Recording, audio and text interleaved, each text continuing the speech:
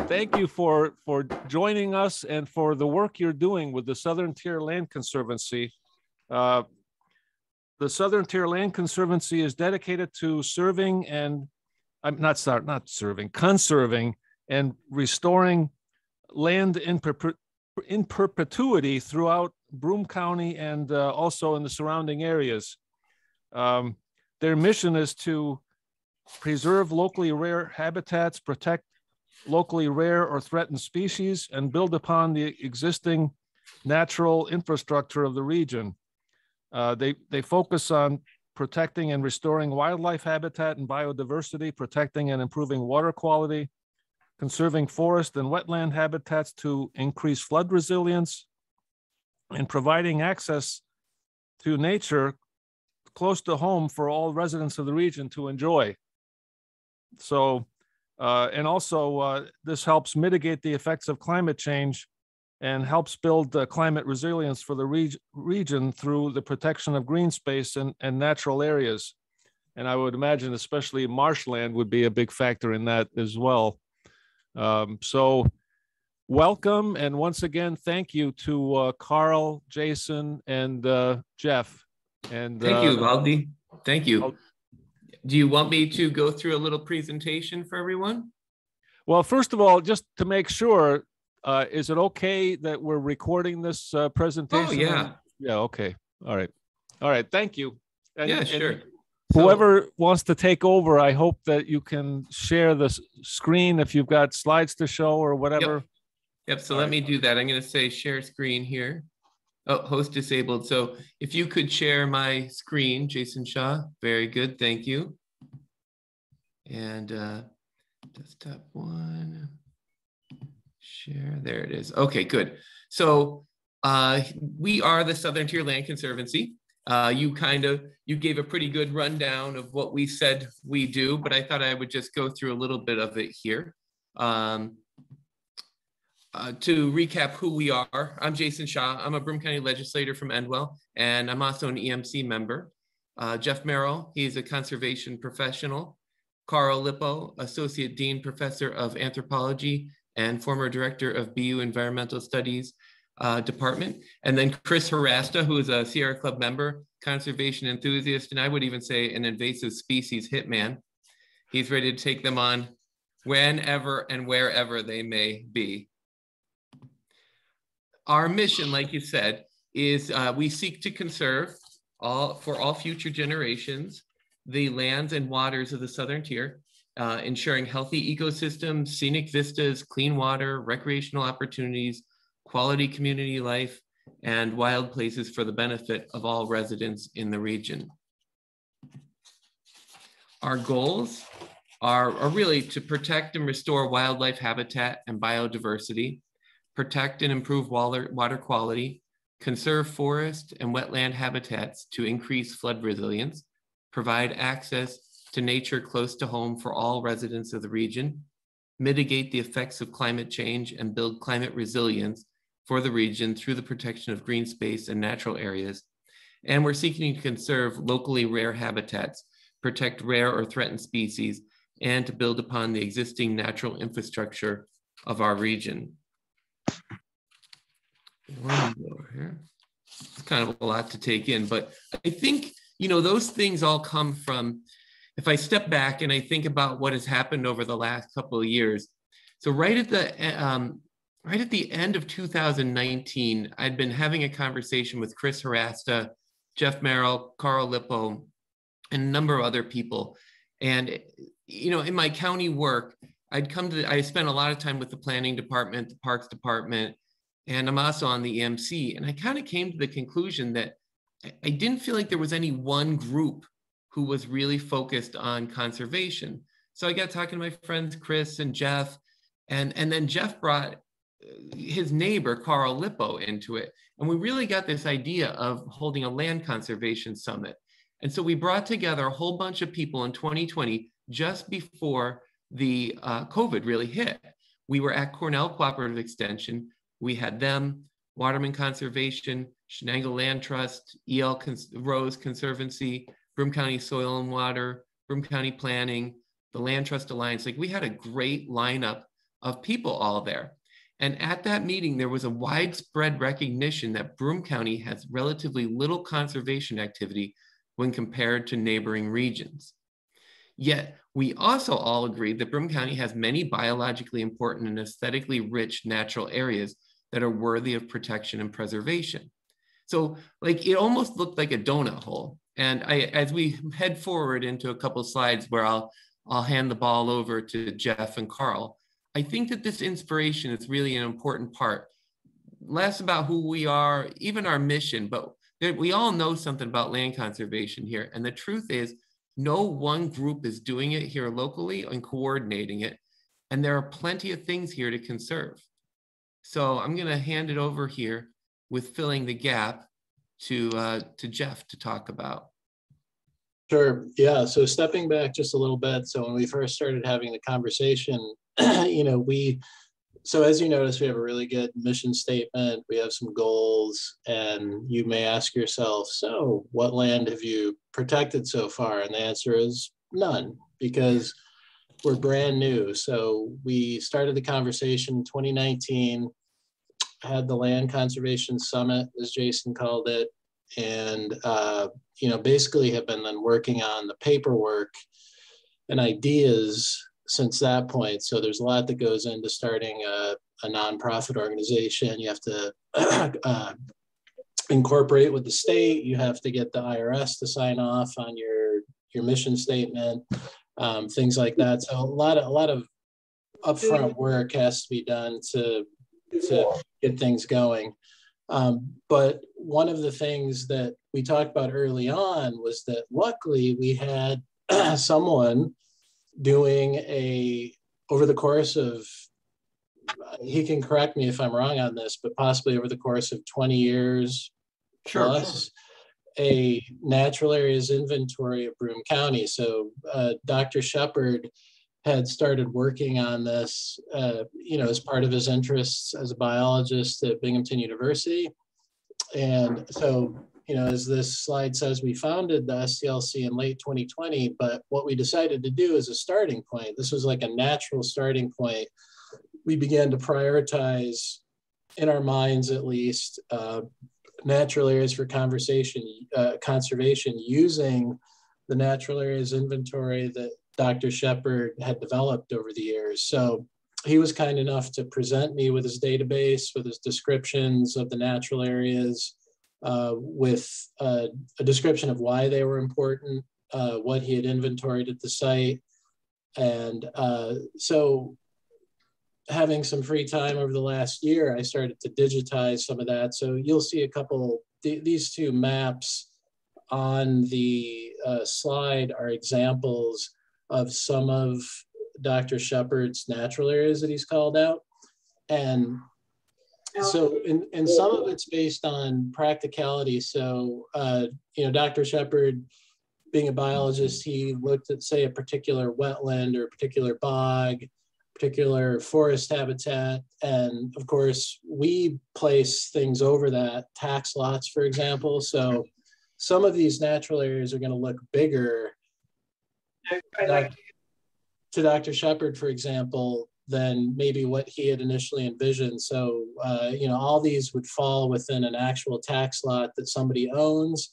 And then looking at the landscape around it, let's say a 10-acre bog was called out. There might be a intact 500-acre forest around it. So in the process of digitizing some of these, trying to figure out exactly which natural features on the landscape he was talking about, I kind of extrapolated a little bit. Some of these might have ended up bigger than he initially envisioned, but I felt like it was a good starting point and something that we were going to need to do eventually.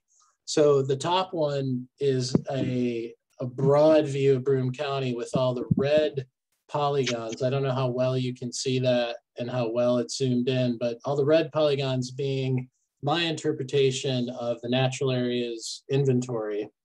And then I left on the map as just a point of interest, the DEC and the Nature Conservancy put together a forest matrix blocks, so like core forest habitat throughout New York State.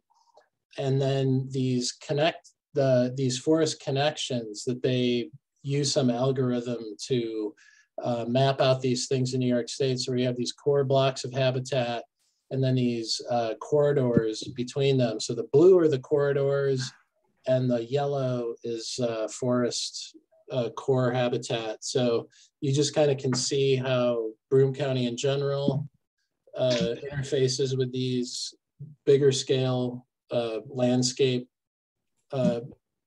picture connectivity, and then how some of the natural areas inventory interfaces with that as well. I thought that was just kind of an interesting view to take a look at. And then the bottom is just a more zoomed in approach to show you maybe how I approach some of the things. So you can see one of the natural areas that Dr. Shepard called out, Summit Lake, which is part of the Tuscarora Boy Scout camp. So that's kind of centered in your screen, and you'll see how I approached it. Basically, the Boy Scouts own, I think it ends up being 4 tax lots. So as part of our inventorying these areas, I selected those 4 tax lots and said, this is what we would seek to preserve if we were going to try to work with the Boy Scouts to do that kind of a project. So anyhow, Jason, you can jump on to the next. Oh yeah. So, based on the idea that there was a real gap in the local area for someone focusing on looking for these properties, being an ear to talk to people who are interested in potentially conserving land, we established the STLC, which is a charitable 501c3 nonprofit organization, so that we could serve as potentially the entity that would hold land in perpetuity and to manage it and to provide the sort of conservation easement opportunities for landowners here. So these just sort of a review of what these land conservancies do. We should just say that there are land conservancies around us, obviously the Finger Lakes Land Trust, the ELO's Trust, but they're not situated here in Binghamton or in Broome County. And operating land trust does require a lot of being able to go to the property on a regular basis to monitor the fact that it's being conserved, and to make sure that there isn't encroachment by development. So as a result, we're sort of outside the operational areas of the existing other land conservancies and land trusts. So there was a lot of agreement that we really needed someone here, and we got a lot of support from the Land Trust Alliance, as well as all the other partners to say, like, if you created this, we will help support it as part of a network of different land conservancies, land trust, in the New York State, Northern Pennsylvania region. So, just a sort of summary of what these land conservancies do is that we're 501c3 charitable nonprofits. So we can provide, if you donate, tax benefits for that, which is makes a positive contribution to people who want to contribute. We can accept donations of land that meet the objectives of the STLC. We're obviously not, what we're trying to target here is land that has particular natural resources that need to be conserved, particular habitat, things that are sort of key pieces to the landscape around us. And that's a sort of dynamic process by which we're evaluating using Julian Shepard's inventory as a starting point, but looking at other opportunities. When people donate these kinds of properties, so say someone is retiring and they don't have family to pass land down, they could give us the property that we then manage in perpetuity. Typically, these come with some kind of endowment, a small endowment to help us to contribute towards the operational costs of monitoring and making sure the property remains in conservation. Just so we look for people who are willing to do that. So obviously, not everyone is able to, but in many cases, people are interested in preserving their property as they've enjoyed it. These legal costs are a big component that we need to consider the long term. So we have to think about how do we make sure that this property is going to remain in conservation in a forever scenario. And these are the kinds of properties we're initially looking for. If you jump to the next slide. There are also opportunities for us to get funding from elsewhere to buy property. This is something we're also considering because it has the same benefits of us owning the land, means we can manage it directly and ensure it into conservation. There are sources of funding, and there may be more sources of funding. For example, the Community Forest Program run by the Forest Service offers up to $750,000 for land acquisition. that is part of a federal program that does exactly this kind of thing, conserving forest and natural habitat for conservation as well as recreational opportunities. There's obviously potentials for donors to help us contribute to assemble that money. That we see that this may be an opportunity over the next decade as the state pursues its 30 by 30 program, which basically seeks to put 30% of New York State into conservation by 2030. It's an ambitious goal, but if the state is serious about it, there will be opportunities. And I know when we heard some presentations by the Land Trust Alliance and DEC partners who mentioned the fact that they're really interested in making sure that this 30 by 30 program doesn't just benefit the most wealthy communities and the ones that already have lots of conservation, to make sure that conservation of the state is distributed across the area. And that really is something that we can take advantage of, because there's almost nothing that's systematically conserved in this area. It's sort of as everyone recognizes, sort of a black hole of conservation. And these kinds of land acquisitions, of course, require partners, organizations, individuals, but it's something we're looking at to pursue in the short run. If you go to the third one. In the long run, we can also do conservation easements. This is more of a complicated legal structure in which we essentially are given the development rights to a piece of property or a part of a piece of property, which allows people to do certain activities on it, say build a house in one corner of it, but preserves the rest of it in conserved state. These also require some kind of endowment to help monitor the state of the property, but they're a little more complicated, and it's something we're looking into, but hopefully it'll take us a little while to get to the point where we're able to do that because of the sort of legal tax implications of doing conservation easements. But all three of these sort of options are available that we can work with people to start to plan and negotiate. I'm gonna jump to the next slide. So one of the things that's kicked us off this year is we actually received $10,000, a grant from the Robert F. Schuman Foundation. Bob Schuman was a local Binghamton businessman who invested in conservation efforts, particularly through his own private nature preserve, which is many people know about, Nuthatch Hollow, which is now managed by the university and hopefully going to be restored into a facility that will allow public and other access to that natural area. He has a relatively large estate that still provides funding for local organizations, and they really generously gave us $10,000. That would really kicked us off with some of the initial things that we needed just to get going. Mostly we've bought hardware right now, things like GPS units and tablets so that we can go out and document properties. But we're going to be using a chunk of this money, a large chunk of this money, for a match for a bigger proposal that we need in order to really establish the STLC and its program. Let's go to the next slide and talk about that. We just submitted, like Jeff, I think, sent it off last week, a proposal to the New York State Conservation Partnership Program that's run by the DEC and the nonprofit Land Trust Alliance in their Capacity and Excellence Grant. What we've asked for there is about $20,000 to develop a strategic plan that will sort of guide the STLC in our first steps towards marketing and acquiring property, marketing what we do, and then acquiring property. One of the things we realized as we established this, sort of the passion for doing conservation led us to form this, but we realized when we talking to the Land Trust Alliance is that there are a bunch of steps that we really need to do, and now that it's a little bit of chicken egg. We've established, now we need to go back and start talking to partner organizations, private landholders, business owners, and find out what the community wants to see in terms of conservation in this area, so that we could guide and shape our conversation around the needs of the community.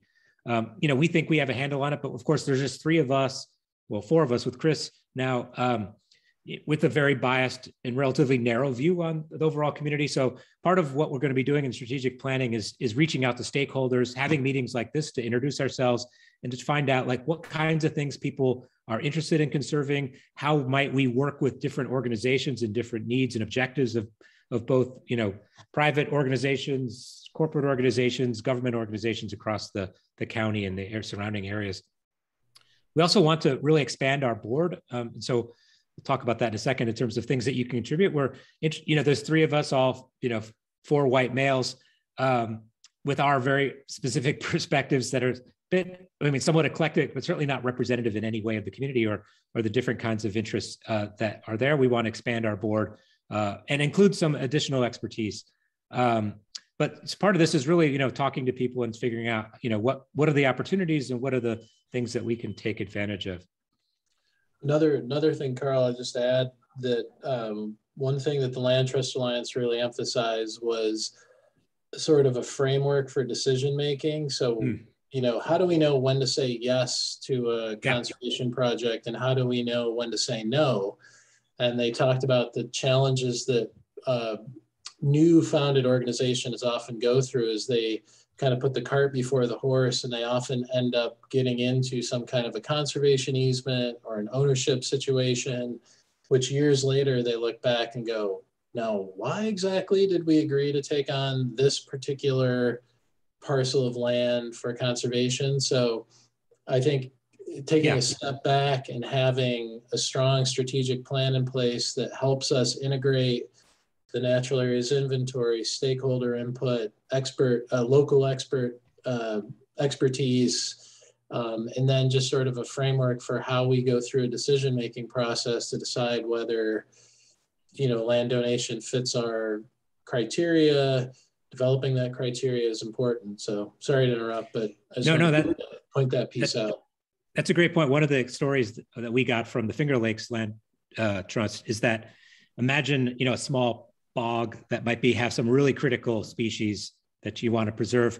But if the land around it isn't also under conservation, changes to the use of that landscape could mean that those plants are lost, due to changes in the water, how the water's drained, which means that you end up with property that you have to conserve legally forever that may no longer have the value that you originally wanted to. So you have to think about these properties in the context in which they sit, so you can make sure that you can conserve it for that long perpetuity and prioritize those ones that have that longevity. Certainly you want to, try to save as much as you can, but figuring out where we invest our energy, I think is going to be really important, and something we weren't prepared to really figure out until we set up the strategic plan. So how can you guys get involved? We're really interested in getting people involved with this. I mean, it's just 4 of us in the part-time with no money perspective. We're looking for people to help us spread the word. Like, let people know that we exist and that we're here in Binghamton, and we'd be willing to work with and talk to people about conservation possibilities, whether that's land donation or fee acquisition or even conservation easements. We can certainly get involved with that, start talking to people. Typically, these things take a long time to figure out. So we're looking for people who want to help us share that message, help us in sort of the activities that we're doing. We want, find out what organizations are out there that might overlap with our interests. And then any potential landowners that you know of that might have said, hey, I'd love to have a place to donate this wood lot that I've got that I want to keep in my family, but I don't know who to even talk to. So that sharing would be really helpful. Feedback, I think, one of it is that we've sort of cast our dice and sort of said, here's a mission, but we're willing to talk about if that's appropriate and if there's other opportunities. For example, one of the things we've learned from the Cornell Cooperative Extension is that there's a lot of interest in this area around farmland, preserving farming, which isn't something we initially thought of. I mean, we did in the context of water quality and, sort of the areas around the river and flooding, but there may be reasons to include some of farming as part of the natural areas, given not that they aren't monocultural and have low diversity in some aspects, but many marginal areas, woodlots have a lot of diversity. But it's certainly something that's important for the community. And there's a lot of aging farmers who may not be able to keep their farms. And then, would it be better in developer hands or in some conserved state? So something to think about. We're not exactly sure how we're going to go. There are, as I said, sources of funding. So if there are potential properties to pursue to acquire, we didn't. The Forest Service grant, I think, proposal was due in January. There's probably an annual cycle of those. So we can, look for next year, what we can do with that. So question about limited Broome County. We're centered in Broome County, but we see ourselves overlapping with the areas around us. We're really Southern Tier oriented. If people can come to us, like people go to the Finger Lakes Land Trust, and if it isn't in our area, we will hook people up with the surrounding areas to connect up with other sources. Again, the ideas about expanding the board would be great. We could use people who have any legal experience, sort of business experience, people who are centered to the community that people know, because part of it is we're, four guys, and maybe landowners wouldn't know who we were or trust that we are serving in their best interest. So we really want to make sure that we're representative of the community and have that kind of voice. And then, of course, we're always interested in either land donations. If people are like, hey, I've got this property I'm interested in donating, it's got this fantastic bog or habitat that's interested, we'd be interested to talk to people. And of course, anybody who's got money that wants to help us support us would be great. We need to do marketing, a lot of outreach activities that will take some funding to help. Not a lot, a little goes a long way in this, and sort of operationally, since we're mostly volunteer. So just to find us, you can send us email. It's Carl at Southern TLC, or Jeff at Southern TLC, or Jason at Southern Tier, or the board. We have a website, southerntlc.org. We welcome you to come check that out and see what we're about. We'll also be happy to share this presentation and give you any details that you'd like. That's the end of what we have planned. I thought probably would take some questions and hopefully give some answers and conversation to anybody who'd like to talk about it. So could I hit on Kevin's question about, are we limited to Broome County? I think, Carl, you kind of touched on it. Just to be a little bit more detailed, we wouldn't, we would want to work in partnership with, I guess our vision would be that we're centered in Broome County, but we're open to taking on projects in any of the adjacent counties in New York. If we could work in partnership with, say, a land trust that wasn't able to work on that project for some reason, or if it fell outside their service area. So I wouldn't say we're just limited to Broome County, but I think that's our logical starting point. So I don't know if that actually added any detail or not, but I wanted to pontificate on that a little bit. I mean, Jeff, I think I would add too that one of the reasons we came to that conclusion is Shenango Land Trust, which is a neighboring county, basically told us that coming out here all the time is kind of a drag. Right. So and they were really hoping to have somebody more local. I think Shenango actually holds a couple of conservation easements in Broome County, and I think, was it Frank at the Shenango Land Trust? Can't remember his name, but he was very excited. Like, he was like, great. Like, it does take a lot of effort especially for a volunteer organization to come down to monitor land trusts. And I think partially Finger Lakes and Shenango were taking on things in Broome County because there wasn't another option. So anyway, and I noticed somebody mentioned Ruth mentioned vines might be a natural source for folks who work with underserved communities. I think, Jason, you're pretty well. Oh yeah, we talk to vines quite frequently. Yep. So she loves what we're doing. I think as we get farther into actually working on land rather than paper, we'll find some ways of working with vines. I want to thank you again for all the work you're doing. And I want to echo that, yes, if you provide a copy of your presentation here, I think Chris Harasta is certainly going to be happy to post it on our Susquehanna Group of Sierra Club website, so that along with the recording of the presentation itself, the more details will be available, including links to websites, and donation opportunities will be available through the slides, and he'll point to that on our website. So that will help. Anybody that visits our website will then have access to this information. So that helps with your call for helping to publicize this. And we're certainly happy that you're asking to publicize it, because we know from our own experience with a lot of volunteer efforts that it's really difficult to get people to join in to help out in a serious way. So yes, the more publicity you can get, the better the chances are that that you can get people to help you. And publicizing it at places where students frequent, BCC, Binghamton University, that might help you too, because there are people that are studying in fields of trying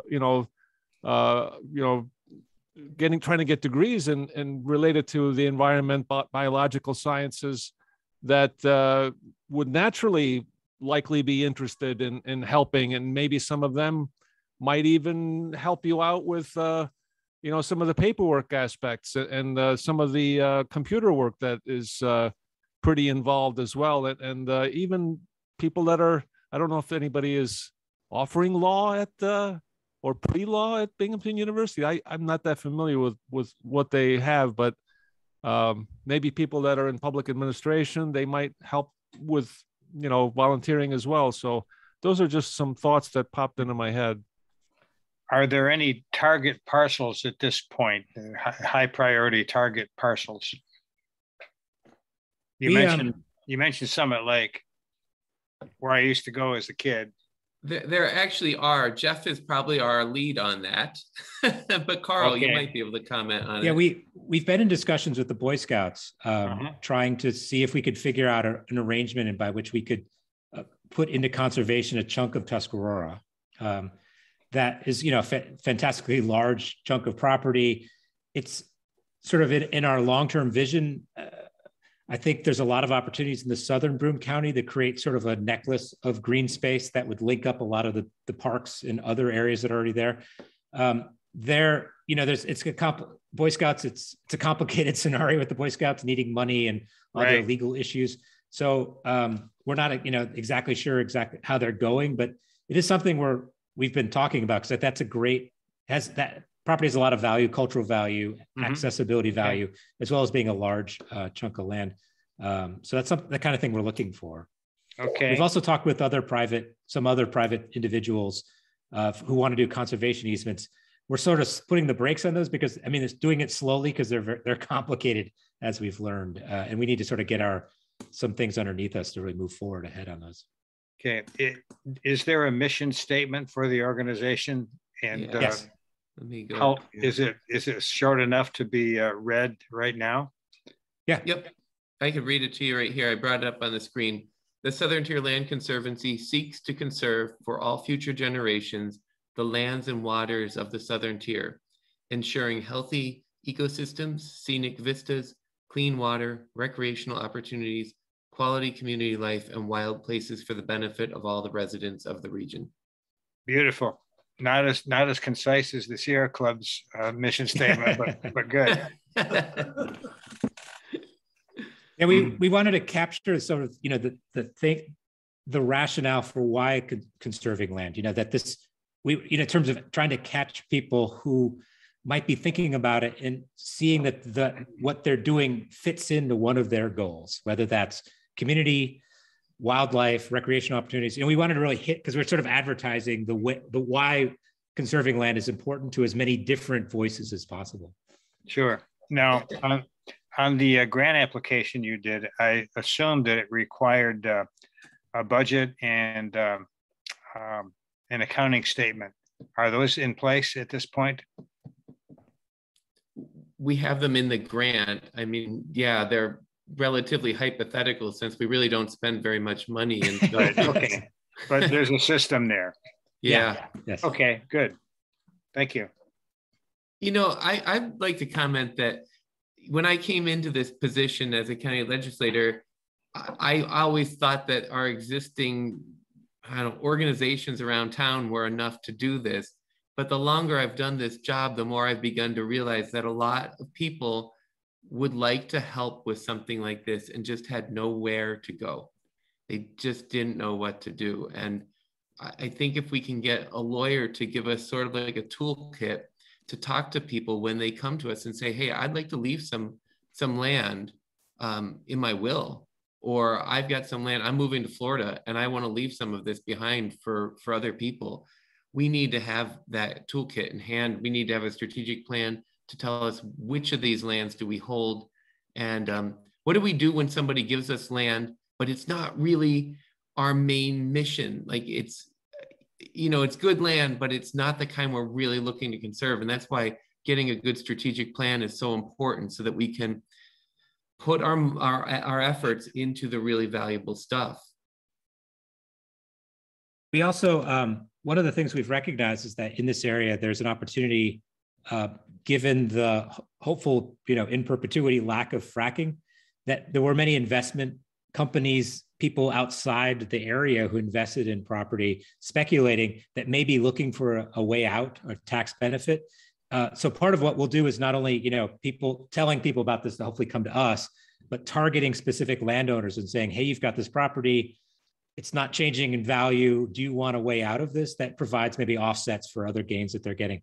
So because there's an amazing amount of land that's owned by LLCs that clearly that have addresses that are not local, that I think would be potentially great properties to look at. And then and we use Julian's sort of guidance to sort of, let's focus those landowners initially around those properties that he's identified as being sensitive.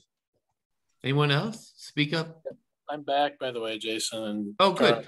Is it too, I don't know how much longer anybody has any other questions, but yeah, Jeff really had ideas on land. They were asking about specific land. Do you have any in mind? We talked about the Boy Scouts.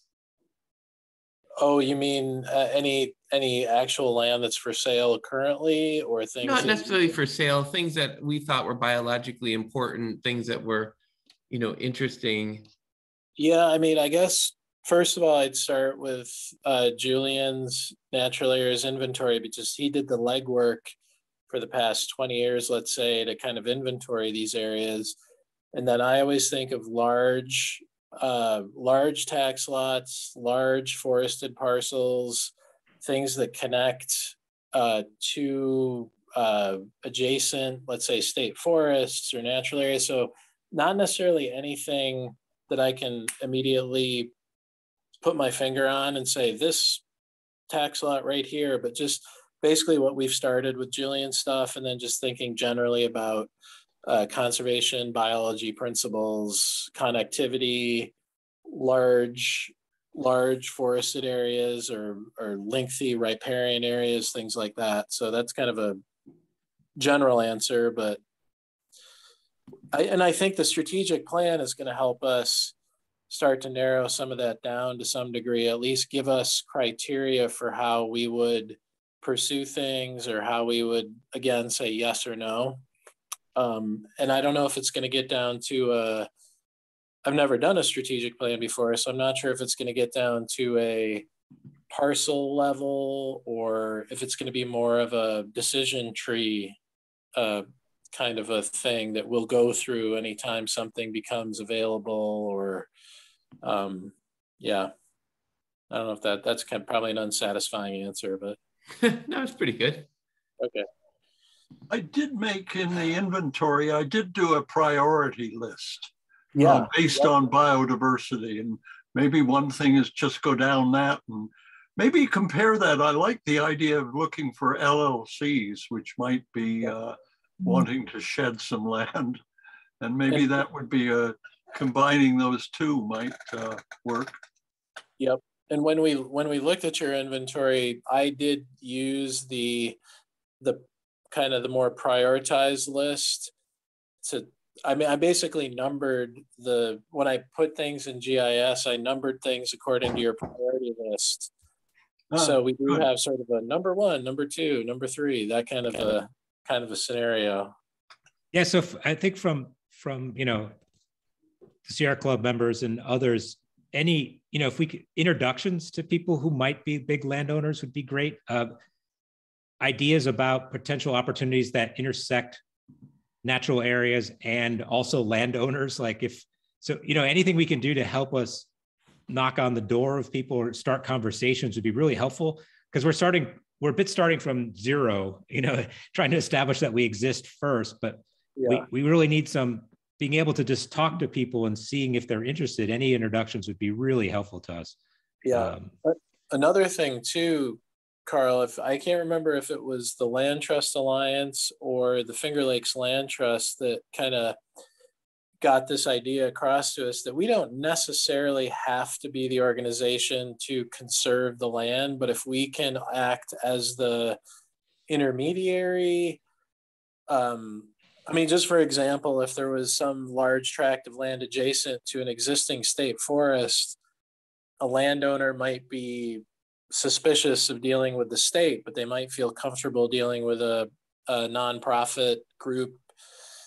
You know, we could talk to the landowner and it might ultimately be the state that ends up owning the property, but we would be the ones to help facilitate that. So that's another, I don't know if that's incredibly relevant to this conversation, but it's just another way of looking at things. Like, we don't necessarily have to be the ones to finally do it, but we could certainly be an intermediary or start the conversation or be the first people to discuss things with the landowner. So another way to look at it. That might work at the county level as well. There's county parks that are in areas where there's quite a bit of either wilderness area still adjacent to it or farmland that may transition when the owner, you know, gets to be retirement age and doesn't want to continue farming and doesn't have anybody to pass the farm to, like you were saying. So keep those ideas in mind too. And maybe a town or two might have a park that might be in a similar situation that could be expanded, that might be worth looking at. And the other thing that came to mind too is I don't know any lawyers very well. So if there is a legal association that lawyers in the area belong to, if you could try to contact that and let them know that, hey, you're looking for volunteers from the legal profession that can either help out or at least pass the word to their colleagues that your organization exists and you've got a sound starting point already, and you've got dedicated people that want to do the right thing here, that really is something that somebody might do some pro bono work for, which would be fantastic. So that's just an idea. Yeah. This is Scott Lawfer. The Nature Conservancy is the big guy with land conservation. And do you guys see yourselves engaging with them at any point, or and maybe some of the other local land conservancies are already doing that? Do you know? I don't know for sure. I know we've been in contact with the Finger Lakes Land Trust, which is sort of a really established, high functioning land trust, based out of Ithaca. But yeah, I mean, we would be totally open to working with the Nature Conservancy. I often picture them as working on a very large scale. Like, just for example, I know that they just preserved like 30,000 acres outside of Santa Barbara, California, that was donated by the founder of Esri, the GIS company. So not to say that they wouldn't do things on a smaller scale locally, but if they would have a way to partner with us, certainly, yeah, we would love to talk with the Nature Conservancy. I think we fill maybe a smaller niche that they wouldn't be able to do, possibly. So, Jason, go ahead. Sorry. Oh, yeah, just following up on that, after talking to, I remember we had a conversation with the CEO of the local Boy Scouts, and he basically said that when they talked to the Land Conservancy, they were talking like hundreds of acres at a time. I mean, I think we're kind of like AAA ball or AA ball compared to the major leagues at the moment, particularly until we get any land under conservancy. I wanted to answer, Kevin Millar asked, are there any designated critical environment areas in Broome County that are places to be conserved? Now, this is kind of a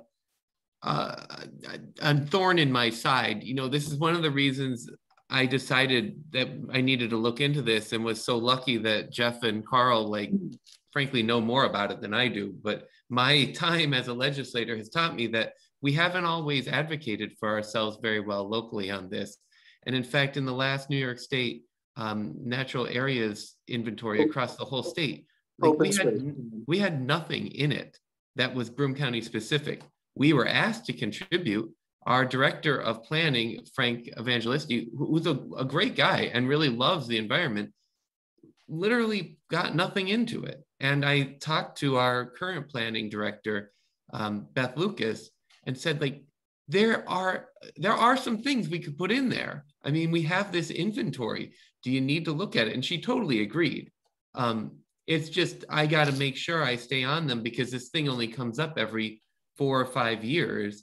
And unless somebody's on top of it, we won't have anything in there. And being in there gives you access to better funding and better visibility on things. I mean, it just seems like such an obvious thing to do. So that's part of what we're doing here isn't just the 501c3. A lot of it really is informing me to go and tell the planning department things we find out too.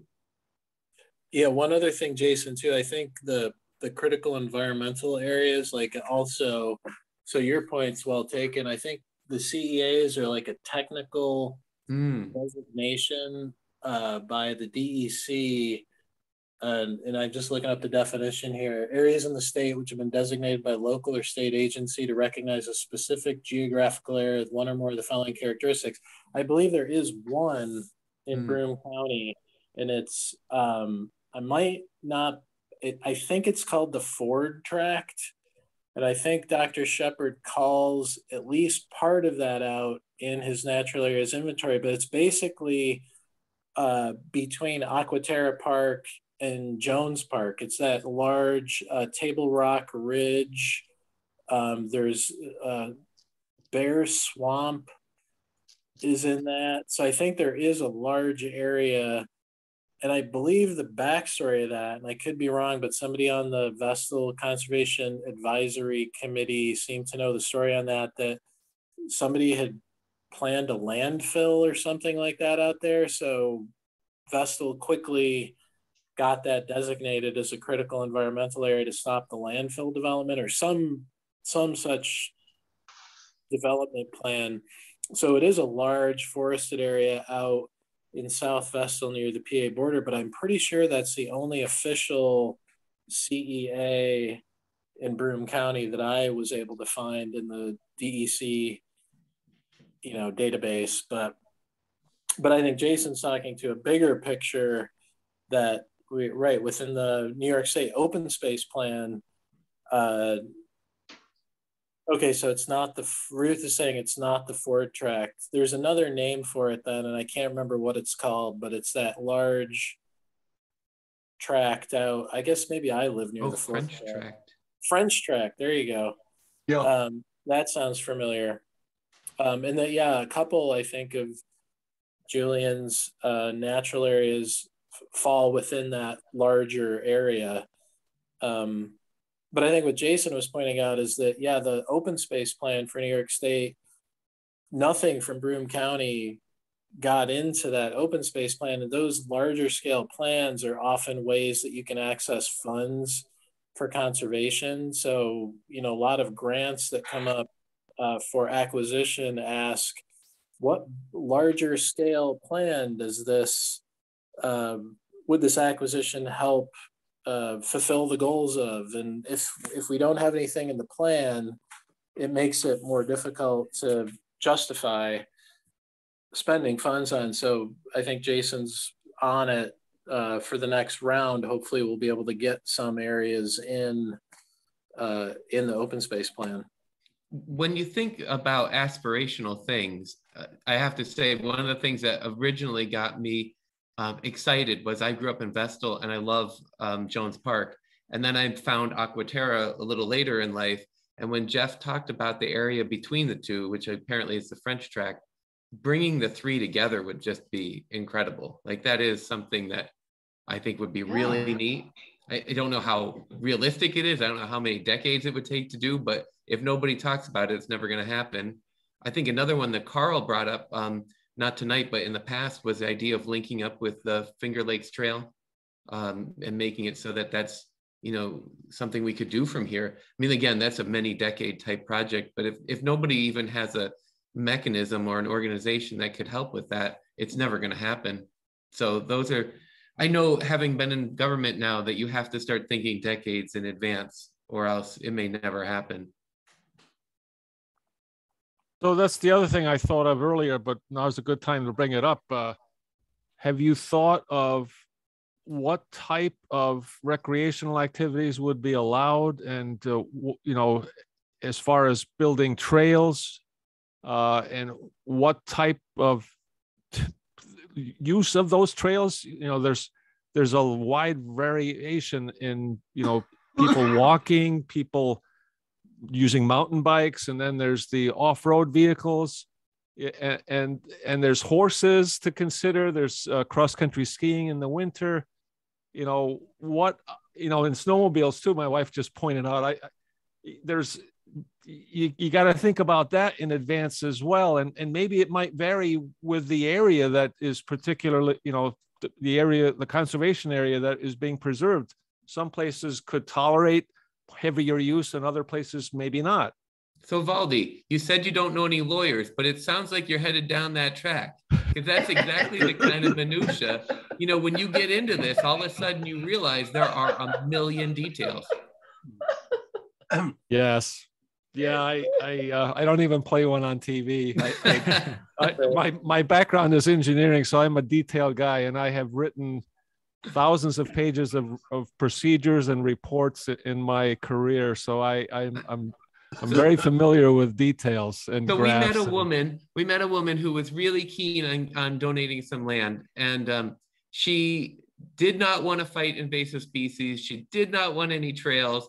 And yet, like, we were going to need a way to go in there, and we did not want the invasive species to just overrun the place. And in a way, the fact that she presented this to us really slowed us down and made us get in touch with the Land Trust Alliance, and probably put us in a better place. Because if she had just said, oh yeah, that's fine, whatever you want to do, we might have just taken the land and gone for it, and then be left with one of these pieces of land where we're now in a legal argument with her, because what she thought a trail was is different than what we think a trail is.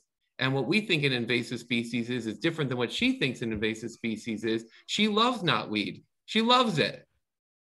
Mm-hmm. We don't. Wow. Yeah, the public use, I mean, not all property that's conserved would necessarily have public access. I mean, if it was private property that had a conservation easement, the owners may negotiate it. They get to use it, but they, you know, obviously the public, but that's why some acquisition or donation would be great, because we could then work with expanding public access. I mean, I think that's a really important aspect of conserving land in this area, is creating more public open space for people to get out and do hiking. We just don't have that kind of trail system around here. And it's sort of a shame, because we have so much forested land. It's just not connected in any way that public has access to. I'd love to see, as Jason mentioned, this idea of connecting to have a trail that goes from Binghamton up into the Finger Lakes trail system. And there is a path to do that across snowmobile, which have been negotiated on an individual by individual landowner basis to provide snowmobile access across private land. It is not inconceivable that the same kind of arrangements could be made for summer use on hikers, at least on some of those properties. So there's opportunities, I think, to figure out what works in terms of access, where it makes sense, and when it's a priority. Like connecting large trail systems would be, I think, a huge boon to this area, to know that anyone in the community could put a backpack on and get up to the Finger Lakes, and then ultimately to the Adirondacks, would be a fantastic achievement for us. Because I think we're isolated and not integrated into the natural world in the way we should be. Good. I have to call out Scott. Thank you very much. We actually received a donation during this. Wow. Thank you. Nice. One other thought crossed my mind, and I don't know how helpful this is, but perhaps contacting the Chamber of Commerce too, and making them aware of your mission and giving them a summary. Maybe when prospective business owners that want to set up a business in our area, maybe they might be more interested in helping out if they're aware of your organization, and maybe even existing businesses as well. there's some big firms in the area that there's some high paid people that could be willing to donate money and maybe some time. So I don't know how you let them know, but maybe the Chamber of Commerce could give you some ideas on how to make that happen. Mm-hmm. No, I think that brings up a good point too, that the business community is not necessarily a opponent of these types of things if they can understand the connection between having a livable area where their employees can access the outdoors, where natural areas are conserved. It's not a zero-sum game between development and conservation. There's a lot of evidence that a area with well-connected natural areas, with trails for people to enjoy, with preserved areas, brings up property values, brings up the standard of living, and businesses want to settle there. I mean, not to sound too grandiose, but there is that connection out there that I think sometimes people don't necessarily see. They think it's one or the other, conservation or development or business, and I don't see it that way. Speaking of funds, I mean, one of the things, we got to get our strategic plan done before we get too much into, we don't want to have a lot of money sitting around and nothing going on. I think the strategic plan will help us with figuring out what we want to do, how much it's going to cost, and then we can start asking. I know Broome County is interested in helping, but they basically said, you better know what you're going to go for first. And I think that makes sense. It seems to me, if I'm, we're talking a lot about sort of getting the word out about, the STLC.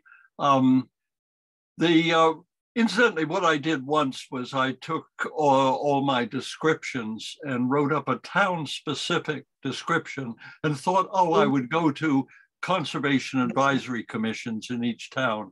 I began to do that with Vestal and Fenton, but there weren't any others.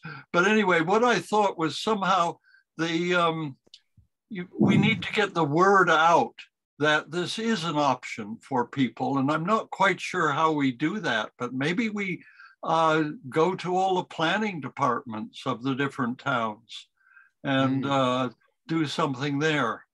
And just get it known that this is an option for people, somehow, informing people who have land that they might like to do something with like this. And maybe there are other avenues too. I don't know. That's a good idea. Yeah. I had another thought popped into my head. If you put out, even internally, a list of critical areas that are in danger of being gobbled up by developers, and maybe, a suburban sprawl might be spread out even further.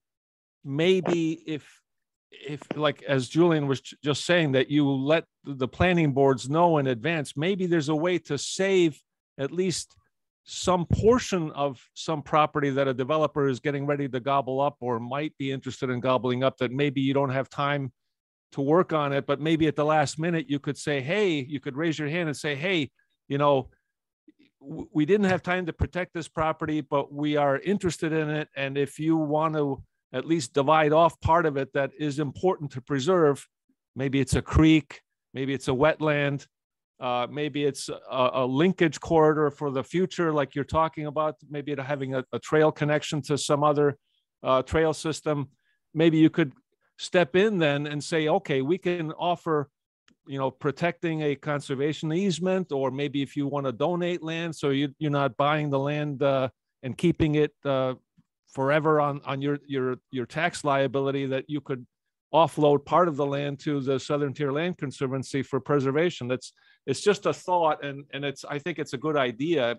And what you need to be careful of, though, is that you're not seen as corroborating with developers to promote more development. So you need to keep that in mind, that you have to be careful how you approach that and how you state things related to that. Could I add, if you're looking for money, big companies like Lockheed, BAE, they have lots of money, and they have this pot of money that they donate. A friend of mine used to work for Raytheon, which is comparable to Lockheed, and she used to just go to them and say, I need $10,000 for this community organization. And they'd give it to her, just like that. You know, it makes them look good. They can put their name on it, money donated by Lockheed or whatever, and they've, you know, just funded the Waterman Center or something like that.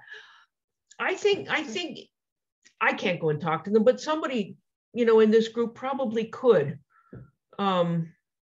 And probably could get a nice chunk of money. You got to have a project for it, but there's money that they just want to give away.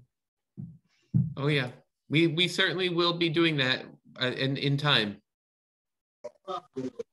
Good point, Ruth. And also, many of these larger corporations have donation matching programs. So if employees want to donate money to a qualifying nonprofit, the company is willing to match that donation as well. So keep that avenue open and in mind as well. Yeah. And thank you, Jim Tate. It's becoming like an NPR begathon. I'm loving it. We're gonna be giving away these mugs.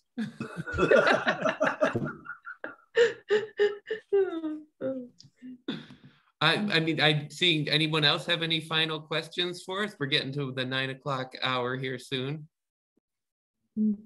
It was a pleasure sharing our project with you. I really hope we can come back and tell you we've got some great, things going on. We're certainly knee deep in paperwork and trying to figure out where to go with the strategic plan, but we'll keep you informed. Thank you. Is there anybody else that has been shy up to this point that wants to make a comment or offer another question or even a thank you? I will, yes. I'm so grateful that you guys started a land conservancy, and thank you so much, because that's going to make a big difference. Thank you, Julian. That's really nice of you. We appreciate the work you've done. Yeah, thanks for all the background work. Absolutely. Yeah. So we hope to carry that forward. Awesome. Yes. Julian is a treasure in so many ways. So thank you. This is going to help the community, help wildlife, help future generations. So thanks again for all you're doing, and thanks for the presentation, and don't forget to provide a copy of your presentation so that it can be posted. Will do. Thank you. Sure. Thanks for having us. Yeah, thank you. Have a good night.